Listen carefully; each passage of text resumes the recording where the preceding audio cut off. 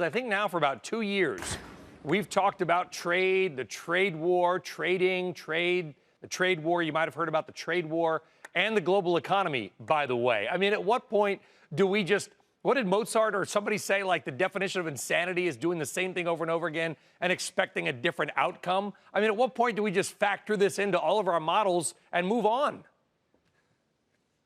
Well, I think this one is going to run and run, and there are some long, deep-seated issues here to do with state subsidies, to do with intellectual property and cybersecurity, which are not going to go away. And so I think that the expectation is that the tensions will remain around all of those subjects. But is it possible, even so, to get a de-escalation of the tariff war? And I think that's what we're hoping for. I think our hopes and expectations are probably been more limited of what we'll settle for as far as markets are concerned. So that's what we'll be looking for, to see if some agreement can be reached on any of those issues. And then if the talks can keep going, because as long as the talks keep going, then we don't go into a real sort of nuclear situation. But as I say, our expectations have certainly shrunk. Yeah, and we know that that ties into the macro story that global economies are slowing down. Europe appears to be slowing down a little bit. China's definitely slowing down. The U.S. is probably slowing down.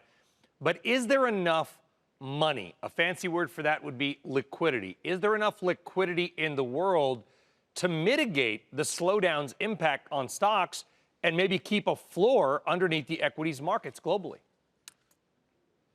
Well, there has been so far this year. Yep. And as you know, we've seen the 180-degree turnaround at the Fed from the end of last year to the beginning of this. And that has coincided with the deceleration in growth, which is down to trade, but it has meant that markets have remained pretty strong, and until quite recently. However, if you look back a year ago, we're up sort of 2%. So it's been a pretty flat return with a lot of volatility, and that really has been our expectation. So can we keep these levels? So I think the central banks are all pretty focused on maintaining liquidity. They really have not forgotten the financial crisis, and they don't want to go back there. Does that mean they will be, they'll err on the side of caution, we think, still. Does that mean that our viewers and listeners right now, Lucy, they can own equities even in a slowing economic environment and feel relatively safe?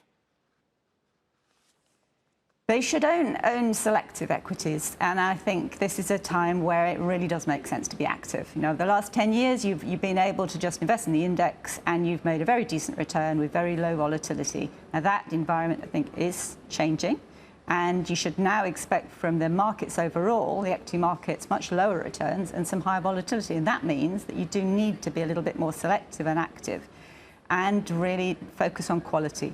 So when you're looking at the stocks that you want to buy, really focus on companies which have got good returns, who've got low debt, which have got managements which have shown that they can deal with trade wars. They're agile enough to move their operations around if they need to. So that's what you need to be in this more tough environment. You need to be in the hands of management who are experienced and trustworthy.